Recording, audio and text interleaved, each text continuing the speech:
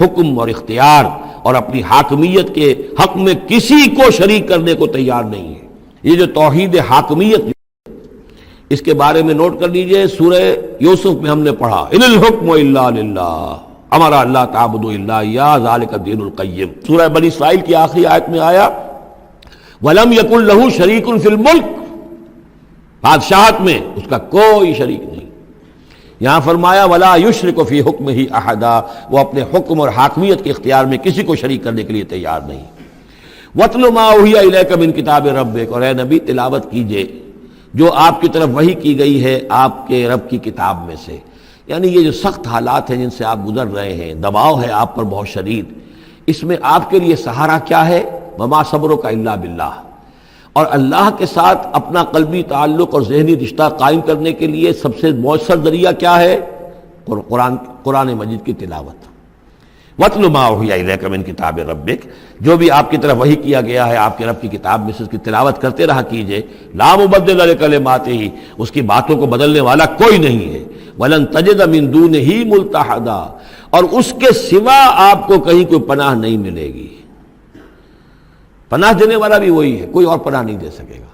سختی کتنی بھی ہے جھیلیے، برداشت کیجئے، اس سختی کو آسان بنا سکتے ہیں اللہ کی کتاب کی تلاوت کیجئے اور کر کے سناتے رہیے اپنے ساتھیوں کو بھی، اسی سے تمہارے اوپر یہ سختیاں جو ہیں ہلکی ہو جائیں گی، ان بھاری چیزوں کو برداشت کرنا آسان ہو جائے گا۔ لیکن جان لیجئے پناہ ملے گی تو اللہ کے دامن میں۔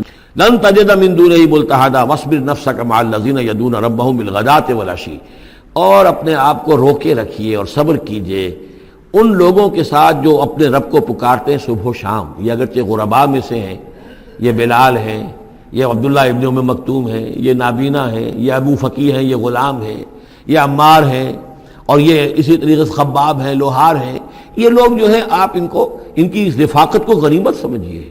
وَاصْبِرْ نَفْسَكَ مَعَ الَّذِينَ يَدْعُونَ رَبَّهُم بِالْغَدَاةِ وَالْعَشِيِّ يُرِيدُونَ وَجْهَهُ، وہ اللہ کی رضا کے طالب ہیں، طلبگار ہیں، اللہ سے محبت کرنے والے ہیں۔ وَلَا تَعْدُ عَيْنَاكَ عَنْهُمْ، اور دیکھیے آپ کی نگاہیں ان سے ہٹ کر ادھر نہ جائیں جن کے پاس دولت ہے۔ انہم ترید زینت الحیات الدنیا، کہیں آپ کی نگاہ ادھر نہ جائے جہاں زیبائش ہے، آرائش ہے، دنیا کی چمک دمک ہے، دولت ہے۔ آپ ولید بن مغیرہ کی طرف تو متوجہ ہوں اور عبداللہ ابن ام مکتوم کی جانب نہ ہو، معاذ اللہ ایسا نہ کیجیے۔ یہ بالکل وہی بات ہے جو ہم سورہ ہجر میں بھی پڑھ چکے ہیں، وَلَا تَمُدَّنَّ عَيْنَيْكَ إِلَىٰ مَا مَتَّعْنَا بِهِ أَزْوَاجًا مِّنْهُمْ زَهْرَةَ الْحَيَاةِ الدُّنْيا، یہ جو بھی ہم نے ان کو دے رکھا ہے دنیا کا ساز و سامان، چمک دمک، اس کی طرف آپ کی نگاہیں نہ اٹھیں۔ وَلَا تَعْدُ عَيْنَاكَ عَنْهُمْ، آپ کی نگاہیں ان سے ہٹ کر، انہیں نظر انداز کر کے ان لوگوں کی طرف نہ متوجہ ہو جائیں۔ ترید زینت الحیات الدنیا، تو کیا آپ بھی دنیا کی، کہ لوگوں کو یہ گمان ہونے لگے، شک ہو جائے کہ آپ کی نگاہ میں بھی دنیا کی زینت کا جو ہے بہت اس کی اہمیت ہے۔ وَلَا تُطِعْ مَنْ أَغْفَلْنَا قَلْبَهُ عَنْ ذِكْرِنَا، اور مت بات مانیے اس کی جس کے دل کو ہم نے اپنی یاد سے غافل کر دیا ہے۔ وَاتَّبَعَ هَوَاهُ، اور جو اپنی خواہش نفس کی پیروی کر رہا ہے۔ وَكَانَ أَمْرُهُ فُرُطًا، اور اس کا کام جو ہے وہ اعتدال سے بہت ادھر ادھر ہو گیا ہے۔ وَقُلِ الْحَقُّ مِن رَبِّكُمْ فَمَنْ شَاءَ فَلْيُؤْمِنْ وَمَنْ شَاءَ فَلْيَكْفُرْ إِنَّا أَعْتَدْنَا لِلظَّالِمِينَ نَارًا أَحَاطَ بِهِمْ سُرَادِقُهَا صدق اللہ العظیم۔ اور پڑھا کرو اس میں سے کہ جو وحی کیا گیا ہے آپ کی جانب آپ کے رب کی کتاب میں سے، اس کی باتوں کا بدلنے والا کوئی نہیں، اور نہیں پاؤ گے تم اپنے لیے اس کے سوا کوئی اور جائے پناہ۔ تھامے رکھو، روکے رکھو اپنے آپ کو ان لوگوں کے ساتھ جو پکارتے ہیں اپنے رب کو صبح و شام اور چاہتے ہیں اس کی رضا، طالب ہیں اس کے روئے انور کے، اور نہ دوڑیں آپ کی نگاہیں ان سے ہٹ کر آپ کہ دنیا کو یہ محسوس ہو، یہ مغالطہ ہو کہ ترید و زینت الحیات الدنیا۔ یہ ذرا مشکل مقام ہے قرآن مجید کا، کہ بظاہر تو الفاظ یہ ہیں کہ آپ کی نگاہیں دنیا کی زیبائش اور آرائش کی تلاش میں ان فقراء اور غرباء سے ہٹ کر امراء کی طرف نہ اٹھیں، لیکن ظاہر بات ہے کہ حضور صلی اللہ علیہ وسلم کی یہ شان نہیں تھی، لہذا اس میں جو بات سمجھ میں آتی ہے وہ یہ ہے کہ ایسا نہ ہو کہ آپ کے التفات کی وجہ سے دنیا یہ محسوس کرے کہ ان کی نگاہ میں بھی وقت اور اہمیت جو ہے وہ دنیاوی مال و دولت اور اسباب کی ہے۔ کسی داعی حق کے لیے یہ معاملہ بہت ہی نازک ہوتا ہے کہ ایک طرف جو حالات و واقعات ہیں اس کے اعتبار سے، جو حقائق ہیں اس کے اعتبار سے، معاشرے کے جو اونچے طبقات ہوتے ہیں، جو وہاں سرداری یا کسی اور طرح کی سربراہی کے منصب پر فائز ہوں یا ان کے پاس فراوانی ہو دولت کی، اب ظاہر بات ہے کہ ان کا ایک اثر و رسوخ ہوتا ہے معاشرے میں۔ ان میں سے کوئی ایک شخص ایمان لے آئے تو وہ بہت سے لوگوں کے برابر ہو جائے گا، جیسے حضرت عمر رضی اللہ اور ابو جہل کو حضور نے دونوں کو پیش کیا اللہ کے سامنے کہ اللہ ان میں سے ایک کو ضرور میری جھولی میں ڈال دے۔ ظاہر بات ہے کہ اس سے اسلام کو تقویت حاصل ہوگی، اور اس سے یہ ہے کہ جن مسلمانوں پر کا قافیہ تنگ ہوا ہے، جن کو ستایا جا رہا ہے، اگر کوئی بڑا آدمی ایمان لے آئے گا تو ان کو بھی سہارا ملے گا، جیسے کہ حضرت عمر اور حضرت حمزہ کے ایمان لانے کے بعد جو غربا تھے، فقراء تھے اور جو غلام تھے انہیں ستایا جا رہا تھا، انہیں کچھ ریلیف ملا ہے۔ اس حوالے سے ایک طرف تو اس کی ضرورت ہوتی ہے کہ ان کی طرف توجہ کی جائے، التفات رکھا جائے، تاکہ اگر وہ ایمان لے آئے تو اس سے ایمان کو بھی تقویت ہو، اسلام کو تقویت ہو، مسلمانوں کو بھی فائدہ پہنچے۔ دوسری طرف یہ اندیشہ ہوتا ہے کہ غربا کا دل نہ دکھے، تیسری طرف یہ کہ لوگ یہ نہ سمجھیں کہ یہ بھی زیادہ جو ہے مدارات کرتے ہیں اور زیادہ التفات کرتے ہیں عمراء کی طرف، اہم لوگوں کی طرف، گویا کہ ان کی نگاہوں میں بھی دنیا کی انہی چیزوں کی وقت ہے، انہی چیزوں کی اہمیت ہے۔ تو یہ تین طرف کے چیز سمجھیے کہ یہ چکی دو پارٹوں والی نہیں، تین پارٹوں والی ہے، کہ جس میں کوئی داعی جو ہوتا ہے وہ اس مخمصے میں آ جاتا ہے کہ ایک طرف تقاضا یہ ہے خود تحریک کا، دعوت کا، اس جد و جہد کا، اس کے تقاضے یہ ہیں کہ ان کی طرف التفات ہو، ان کی طرف توجہ کی جائے تاکہ ان میں سے کچھ لوگ ایمان لے آئیں تو کام میں سہولت حاصل ہو، مدد حاصل ہو، لیکن دوسری طرف یہ منفی دو اثرات بھی موجود ہیں۔ تو اس کے مابین جو ہے حکم دیا جا رہا ہے حضور صلی اللہ علیہ وسلم کو کہ بہرحال آپ یہ احتیاط کیجئے کہ یہ تاثر نہ ابھرنے پائے کہ محمد کے نزدیک بھی صلی اللہ علیہ وسلم اصل اہمیت جو ہے وہ دولت مند لوگوں کی ہے۔ وَلَا تُطِعْ مَنْ أَغْفَلْنَا قَلْبَهُ عَنْ ذِكْرِنَا، اور مت کہنا مانیے ان لوگوں کا، یہ جیسا کہ میں نے بارہا عرض کیا ہے کہ دباؤ پڑ رہا تھا سرداران قریش کی طرف سے کہ کچھ ہماری بات مان لیجئے، کچھ ہم آپ کی مان لیں گے۔ تو یہاں گویا کہ اس میں پھر متنبہ کیا جا رہا ہے کہ جن لوگوں کو دلوں کو ہم نے اپنی یاد سے غافل کر دیا ہے، محروم کر دیا ہے، آپ ان کی باتیں سنیں بھی مت، ان کی طرف دھیان بھی مت دیجئے۔ وَلَا تُطِعْ مَنْ أَغْفَلْنَا قَلْبَهُ عَنْ ذِكْرِنَا وَاتَّبَعَ هَوَاهُ وَكَانَ أَمْرُهُ فُرُطًا وَقُلِ الْحَقُّ مِنْ رَبِّكُمْ۔ یہ جو مضمون ابھی ہم نے دوبارہ پڑھا ہے، اس کو آپ دیکھیں گے کہ یہ 21ویں پارے کی آغاز میں پھر دوبارہ آئے گا کہ جب بھی شدید کشاکش کا دور آیا ہے تو اس میں یہی ہدایات اللہ تعالیٰ کی طرف سے آئی ہیں حضور کو اور حضور کی وساطت سے تمام اہل ایمان کو کہ قرآن مجید کے ساتھ تمسک جو ہے اور مضبوط کرو، قرآن مجید کے ساتھ اپنے تعلق کو اور گہرا کرو، اور اس کو پڑھنا اور اس کا جو ہے اس کے ساتھ جو ہے اپنے اوقات کا بسر کرنا، اس میں اور اضافہ کرو، اسی سے تم ان شدائد اور مصائب کا مقابلہ کر سکو گے۔ وَقُلِ الْحَقُّ مِنْ رَبِّكُمْ، اور کہہ دیجئے یہ حق ہے میرے رب کی طرف، تمہارے رب کی طرف سے جو میں پیش کر رہا ہوں۔ فَمَنْ شَاءَ فَلْيُؤْمِنْ وَمَنْ شَاءَ فَلْيَكْفُرْ، تو اب جو چاہے ایمان لائے، جو چاہے کفر کرے۔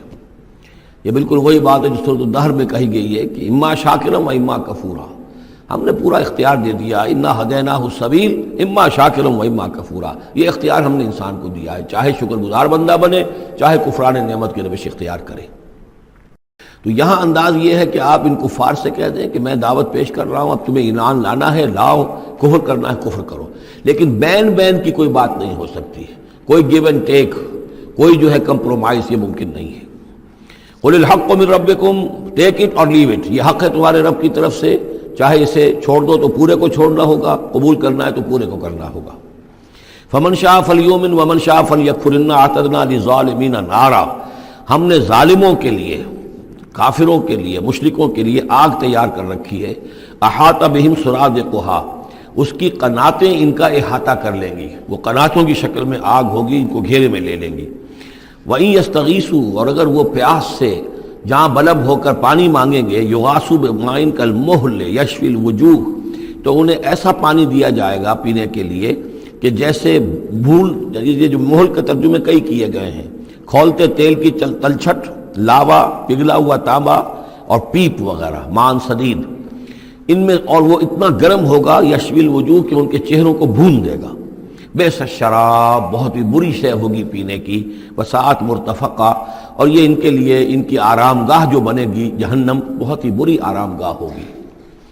اس کے برعکس وہی سائملٹینیس کنٹراسٹ کا اسلوب، ان الذین آمنوا وعملوا الصالحات، جو لوگ ایمان لائیں اور نیک عمل کریں، انا لا نضیع اجر من احسن عملا، ہمارا یہ اصول نہیں ہے کہ جو لوگ اچھے عمل کریں ان کے اجر کو ہم ضائع کر دیں، ان کا اجر بھرپور انہیں ملے گا۔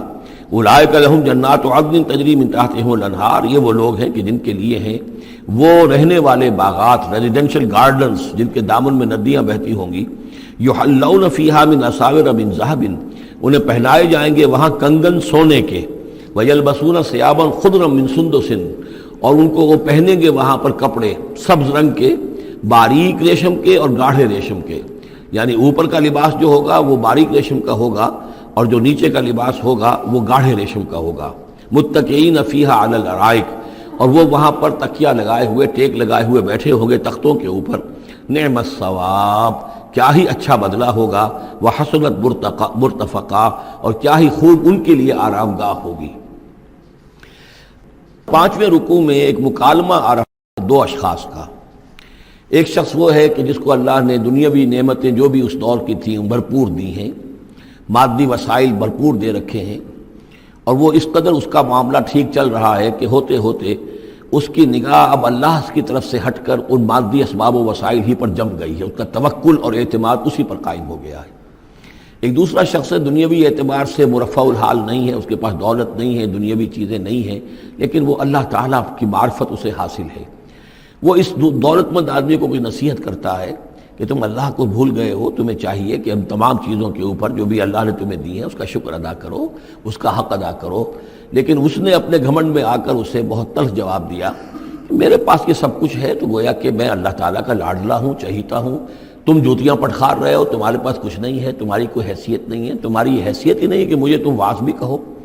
لیکن یہ کہ اس پر پھر جو ان کے درمیان معاملہ ہوا تو انہوں نے کہا، اس شخص نے، کہ ہو سکتا ہے کہ اللہ تعالیٰ تمہارے اس سارے دولت کو اور مال و اسباب کو ضائع کر دے، لیکن یہ کہ اس نے کہا کیسے ہو سکتا ہے، میں نے سارا بندوبست ٹھیک ٹھیک کیا ہوا ہے۔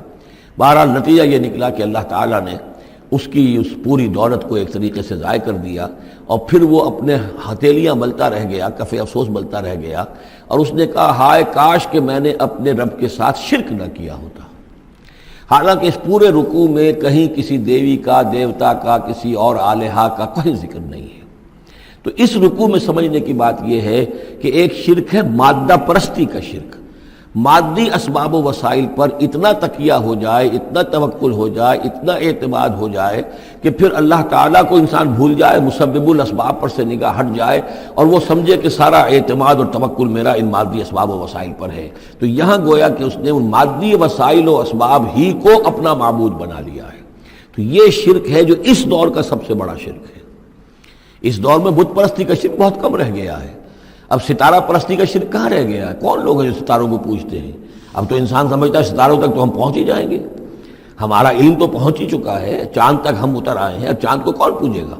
یہ جو اب ساری جو ہے اب جو پوجا پاٹ ہو رہی ہے وہ تو مادہ پرستی کی ہے، وہ دولت کی ہے، وہ در حقیقت یا وہ نظریاتی طور پر وطن پرستی ہے، اس کا ایک شرک ہے۔ تو یہ اس دور کے شرک کو سمجھنا بہت ضروری ہے، اور یہ رکوع اس اعتبار سے کہ اس میں کسی دیوی دیوتا کا ذکر نہیں ہے۔ تو شرک کون سا کیا اس نے؟ وہ شرک یہی ہے کہ اس نے دنیاوی مال و اسباب اور مادی اسباب و ذرائع کے اوپر اپنے سارے توکل کو جو ہے اس کے ساتھ منسلک کر دیا، یہی گویا کہ اس کو معبود بنا لینا ہے۔ وَاضْرِبْ لَهُم مَثَلَ الرَّجُلَيْنِ، ان کے لیے بیان کیجئے دو اشخاص کی مثال۔ جعلنا لأحدهما جنتین من اعناب، ان میں سے ایک کو ہم نے دیے تھے دو باغ انگوروں کے، وحففناہما بنخل، اور ان دونوں کو گھیرے میں لیا ہوا تھا کھجوروں کے درختوں نے۔ اب دیکھیے کہ انگوروں کی بیلیں ہیں، اور چونکہ ادھر ادھر سے ہوا تیز نہ آئے تو کھجوروں کے جھنڈ جو ہیں وہ چاروں طرف لگے ہوئے ہیں، تاکہ ان کے مابین جو اس کی انگوروں کی بیلیں ہیں وہ بڑی محفوظ ہیں۔ وجعلنا بینہما زرعا، ان کے درمیان کھیتی بھی تھی، یعنی یہ کہ اناج کا سامان بھی ہے اور انگوروں کی بیلیں بھی ہیں، اور یہ کہ کھجوروں کے درخت بھی ہیں۔ کلتا الجنتین آتت اکلہا، اور وہ دونوں باغات اپنا پھل دیتے تھے، ولم تظلم منہ شیئا، سال بسال پھل آ رہا ہے، سال ہر سال ہو گئے، ہر سال پھل آ رہا ہے، اس میں کوئی کمی نہیں کرتے تھے۔ جب یہ چیز چلتی رہتی ہے تو آدمی کا خود بخود ایک توکل جو ہے وہ اس چیز کے ساتھ وابستہ ہو جاتا ہے۔ وہ بھول جاتا ہے کہ اس کی اللہ تعالیٰ کے فضل و کرم سے ہے یا اللہ کے اذن سے ہے، بلکہ یہ کہ وہ انہی چیزوں کو سمجھ بیٹھتا ہے کہ یہ دائم ہے اور قائم ہے۔ وَفَجَّرْنَا خِلَالَهُمَا نَهْرًا، اور ہم نے ان کے مابین ایک نہر بھی نکال دی تھی، آب پاشی کا بھی پورا نظام موجود ہے۔ وَكَانَ لَهُ ثَمَرٌ، اور اس کے میوے بھی تھے، یعنی یہ بھی تھا کہ باغ جو ہے پھلا ہوا اس وقت، انگور بھی ہیں اور کھجور بھی جو ہے درخت جو ہیں لدے ہوئے ہیں، اور ایک اس کا مفہوم یہ بھی ہے میرے نزدیک جو زیادہ راجح ہے کہ اس کو اولاد بھی اللہ نے خوب دی تھی۔ جیسے درختوں پر پھل لگتا ہے تو انسان کے لیے اس کی اولاد جو ہے اس کے پھل کی حیثیت رکھتے ہیں، تو گویا کہ اس کو اولاد بھی ملی تھی۔ فقال لصاحبہ وہو یحاورہ، تو کہا اس نے اپنے ساتھی سے، ان سے وہ گفتگو کر رہے تھے، آپس میں گفتگو کر رہا، انا اکثر منک مالا واعز نفرا، میں تم سے کہیں بڑھ کر ہوں مال میں اور نفری میں۔ اب یہ نفری کے حوالے سے میں نے کان لہو ثمر، اس کے بیٹے بھی تھے، اولاد بھی تھی، تو اس کے حوالے سے وہ نفری کی بات بھی کر رہا ہے، میرے بازو بھی بہت ہیں۔ وَدَخَلَ جَنَّتَهُ، اور وہ داخل ہوا اپنے باغ میں، وَهُوَ ظَالِمٌ لِنَفْسِهِ، اور وہ اپنے جان پر ظلم کر رہا تھا، یعنی اسی گمراہی کے اندر مبتلا تھا۔ قَالَ مَا أَظُنُّ أَن تَبِيدَ هَٰذِهِ أَبَدًا، انہوں نے کہا میں نہیں سمجھتا کہ یہ باغ بھی کبھی اجڑ سکتا ہے۔ کیا مجھے دھمکا رہے ہو کہ اللہ تعالیٰ جو ہے کہیں تم میری یہ دولت سلب نہ کر لے؟ دیکھو میں نے کھجوریں کس حساب سے یہاں پر لگائی ہیں کہ کوئی اگر آئے بھی، کوئی باد سرسر آئے یا کوئی اور بھی ہوا کا تیز لو کے جھونکے آئیں تو وہ میری انگوروں کے بیلوں تک نہ پہنچے۔ یہ گویا کہ سینٹینلز کھڑے ہوئے ہیں، کھجور کے درخت جو ہیں وہ روک رہے ہیں۔ پھر میں نے یہاں پہ آب پاشی کا نظام ہے، نہر چلی ہوئی ہے۔ ما اظن ان تبید هذه ابدا، میں نہیں سمجھتا کہ میرا یہ باغ جو ہے کبھی یہ کہ برباد بھی ہو سکتا ہے۔ وما اظن الساعة قائمة، اور یہ جو تم قیامت وغیرہ کی بات کر رہے ہو، اول تو میرا گمان نہیں ہے کہ کوئی قیامت کھڑی ہونے والی ہے۔ وما اظن الساعة قائمة، میں نہیں سمجھتا کہ یہ قیامت ہونے والی ہے۔ ہاں ڈکوسلے سے ہیں، کچھ بڑوں سے سنا تو ہے، اور یہ کہ وَلَئِن رُدِدتُّ إِلَىٰ رَبِّي، اگر مجھے لوٹا ہی دیا گیا اپنے رب کے پاس، لَأَجِدَنَّ خَيْرًا مِّنْهَا مُنْقَلَبًا، تو مجھے وہاں لازماً ملے گا بہت بہتر لوٹ کر۔ اب اس کے اندر ایک فلسفہ ہے ان کا کہ جب اللہ نے مجھے یہاں دیا، اللہ کے وہ منکر نہیں تھے، اللہ نے مجھے یہاں دیا ہے تو اس کا مطلب یہ کہ میں چہیتا ہوں، لاڈلا ہوں، یا اللہ نے مجھے کچھ صلاحیتیں دی ہیں، میں نے بڑی عمدہ پلاننگ کر کے باغ بنائے ہیں، سارا اس کا بندوبست کیا ہے، تو یہ میری جو صلاحیت ہے، یہ اللہ کی دی ہوئی جو میرے اندر ہے، یہ جو خیر ہے، یہ کہاں چلا جائے گا؟ آخرت میں بھی مجھے پھر ملے گا اور اس سے بہتر ملے گا، اور تم جیسے یہاں جوتیاں پٹخار رہے ہو ایسے وہاں پٹخارو گے۔ وَلَئِن رُدِدتُّ إِلَىٰ رَبِّي، اگر بالفرض ہو ہی گیا ایسا، لوٹا ہی دیا گیا میں اپنے رب کی طرف، لَأَجِدَنَّ خَيْرًا مِّنْهَا مُنْقَلَبًا، تو اس سے بھی بہتر مجھے وہاں پر ملے گا۔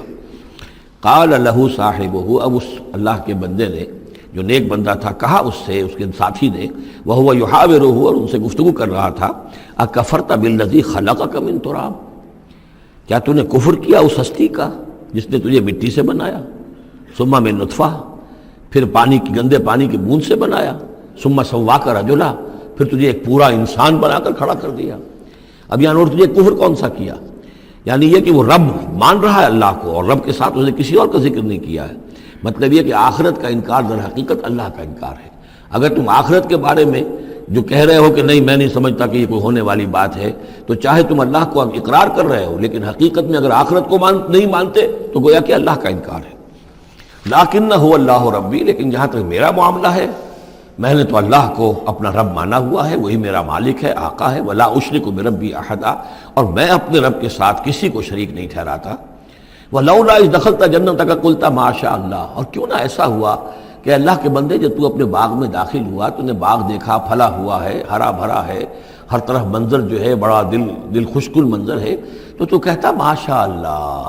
یہ پھر وہی مجلسی کلمہ آ گیا جس میں توحید کوٹ کوٹ کر بھری ہوئی ہے، ماشاء اللہ، یہ جو اللہ نے چاہا، جو اللہ نے چاہا، یہ سب اس کے فضل و کرم سے ہے۔ لا قوت الا باللہ، کوئی طاقت نہیں ہے اللہ کے سوا۔ اگر اللہ کی طرف سے یہ بات نہ ہوتی تو میرے اندر کوئی صلاحیت نہیں تھی، اللہ ہی کی ہے در حقیقت، یہ دین ہے اسی کی عطا ہے۔ ان ترن انا اقل منک مالا و ولدا، اگر تم دیکھ رہے ہو کہ میں تم سے کم ہوں مال میں بھی اور اولاد میں بھی، فعسى ربی ان یؤتینی خیرا من جنتک، تو مجھے تو اپنے رب کے بارے میں یہ یقین ہے کہ وہ جب چاہے مجھے تیرے باغ سے بہتر باغ دے سکتا ہے۔ وَيُرْسِلَ عَلَيْهَا حُسْبَانًا، اور تیرے باغ کے اوپر وہ کوئی اوپر سے کوئی لو کا جھونکا ایسا بھیج سکتا ہے، من السماء آسمان سے فتصبح صعیدا زلقا کہ یہ پورا باغ جو ہے یہ جو ایک ایسا چٹیل میدان ہو کر رہ جائے کہ یہاں کوئی درخت رہے نہ بیلے رہے. معلوم ہوا کہ ہر چیز جب آنکھ کھلی گل کی تو موسم تھا خزاں کا، یہ ہو سکتا ہے، عین ممکن ہے. اور یصبح ماؤہا غورا، یا اللہ آسمان سے کوئی ایسی نہ بھی بھیجے کوئی چیز بلا، تو اس کا پانی ہی جو تمہارا یہ جو چشمہ چل رہا ہے وہ پانی ہی اگر زمین کے اندر گہرا اتر جائے، یہ چشمہ خشک ہو جائے، فلن تستطیع لہ طلبا، اور پھر تو پانی کہیں سے لا نہ سکے تو یہ باغ خود بخود اچڑ جائے گا. یہ سارے امکانات ہیں.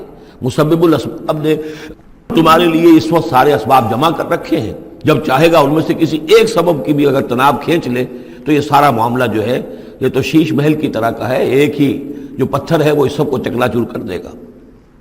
وَأُحِيطَ بِثَمَرِهِ، معلوم ہوتا جو بہت ہی کوئی اللہ کا پہنچا ہوا شخص تھا، جو اللہ کا دوست تھا، اور اس کا دل دکھایا اس شخص نے، جس کو تانا دیا اسے انا خیر من انا اکثر منک مالا وولدا، تو اس حوالے سے اس کا دل دکھا ہے.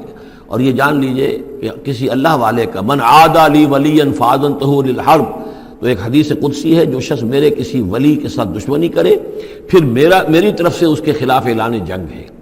تو اس نے چونکہ یہ دل دکھایا ہے. اور فارسی کا ایک شعر بھی بڑا مزیدار ہے کہ ہیچ قوم را خدا رسوا نہ کرد تا دلے صاحب دلے نامد میں درد.